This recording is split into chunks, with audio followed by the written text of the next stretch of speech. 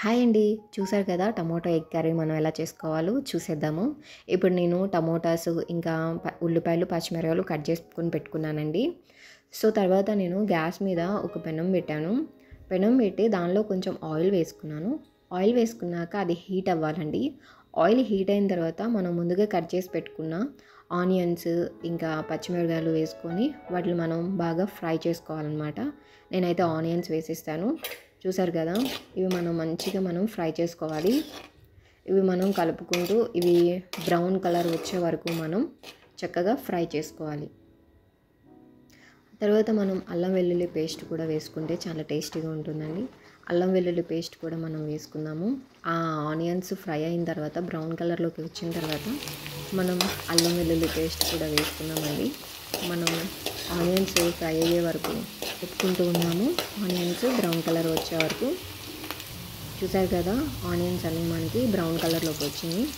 వీటిని మనం చక్కగా కలుపుకుంటూ తర్వాత అల్లం వెల్లుల్లి పేస్ట్ నేను వేస్తున్నానండి. అల్లం వెల్లుల్లి పేస్ట్ వేసుకుంటే కర్రీ చాలా టేస్టీగా ఉంటుంది, చాలా స్పైసీగా ఉంటుంది. సో అల్లం వెల్లుల్లి పేస్ట్ ఎవరు మిస్ చేయొద్దు, అల్లం వెల్లుల్లి పేస్ట్ వేసుకోండి. ఇప్పుడు తర్వాత నేను కొంచెం పసుపు వేస్తున్నానండి.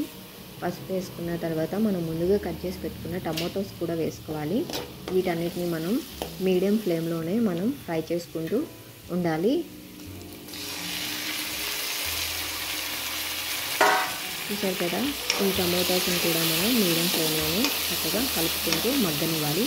ఈ టమాటోస్ ఎంత మగ్గితే అంత టేస్టీగా ఉంటుంది. సో మీరందరూ టమాటోస్ని చక్కగా మంచిగా మగ్గనిచ్చే వరకు మీడియం ఫ్లేమ్లో కుక్ చేసుకుంటూ ఉండాలన్నమాట. ఇప్పుడు నేను ఒక మూత పెట్టి ఒక 3 minutes వరకు వీటిని చక్కగా మెత్తగా అయ్యే వరకు కుక్ చేసుకుంటున్నాను. సో టమాటోస్ మీద నేను మూత పెడుతున్నానండి. సో 3 minutes అవుతుందండి. నేనైతే మూత తీసి చూస్తున్నాను. చూసారు కదా ఎంత చక్కగా ఉడికిపోయాయో. ఇప్పుడు ఈ టమాటోస్ని కొంచెం తిప్పుకొని ఇప్పుడు మనకి టేస్ట్కి తగ్గట్టు కొంచెం సాల్ట్, కొంచెం కారం వేసుకుంటున్నానండి. నేను సాల్ట్ కారం వేసుకొని చక్కగా కలుపుకుంటున్నాను. సో మీ టేస్ట్కి తగ్గట్లుగా మీరు కూడా సాల్ట్ కారం వేసుకొని చక్కగా తిప్పుకొని మరలా మూత పెట్టుకొని మనం కొంచెం మగ్గనిద్దాము. మరి ఎక్కువసేపు ఏం కాదండి, జస్ట్ 1 minute ఊరికే మగ్గిపోతుంది. చక్కగా కలిపేసుకొని ఇప్పుడు మూత పెట్టుకొని జస్ట్ 1 minute అలా మగ్గనిస్తున్నాను. ఓకేనండి, జస్ట్ 1 minute అయిపోయింది. ఇప్పుడు నేను మరలా తీస్తున్నాను. చూసారా ఎంత చక్కగా మగ్గిపోయిందో. ఇంత చక్కగా మగ్గితే కర్రీ ఎంత టేస్టీగా ఉంటుందోనండి. చాలా సింపుల్గా అయిపోతుంది. జస్ట్ 5 minutesలో కర్రీ కూడా రెడీ అయిపోతుంది. చూసారు కదా, ఇప్పుడు నేను దీంట్లోకి ఎగ్స్ వేసుకుంటున్నాను. నేనైతే 2 members ప్రిపేర్ చేస్తున్నానండి. సో నేను 3 eggsని తీసుకున్నాను. ఇప్పుడు నేను మూత పెట్టి ఒక 1 minute కొంచెం కుక్ చేస్తున్నాను.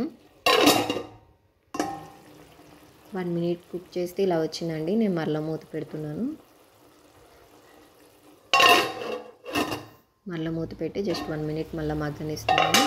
సో తర్వాత ఒక గరిటె తీసుకొని వీటన్నిటిని నేను కొంచెం వాటిని రివర్స్లోకి తిరిగేస్తాను అనమాట. ఏమైనా పచ్చిగా ఉన్నా సరే ఏమైనా ఉంటే చక్కగా కుక్ అయిపోతుంది. సో అవి కొంచెం విరగకుండా చాలా జాగ్రత్తగా మనం వెనక్కి తిప్పుదామండి. అవి అలా మనం రైస్లో కలుపుకుంటున్నప్పుడు చాలా టేస్టీగా ఉంటుంది, ముక్కలు ముక్కలుగా కాకుండా. ఓకేనండి, ఇప్పుడు నేను దీంట్లోకి మసాలా వేసుకుంటున్నాను. అది నేను ఇంట్లోనే ప్రిపేర్ చేసుకుంటానండి.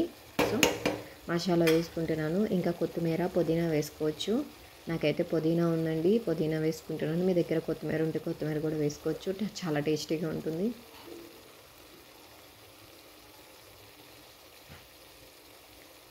సో నేను పుదీనా వేసుకున్నాను. ఇప్పుడు ఒక సెకండ్ ఏంటంటే మూత పెట్టి కొంచెం మగ్గనిచ్చేస్తున్నాను. Just 1 second మగ్గిపోయిందండి. ఇప్పుడు నేను దీన్ని ఒక బౌల్లోకి తీసుకొని రైస్లోకి కానీ, చపాతీలోకి కానీ, పరోటాలోకి కానీ, దేనిలో కానీ కర్రీ చాలా బాగుంటుందండి. ఒకసారి మీరు కూడా ట్రై చేయండి. చాలా చాలా చాలా టేస్టీగా ఉంటుంది. సో థ్యాంక్స్ ఫర్ వాచింగ్ అండి. Thank you.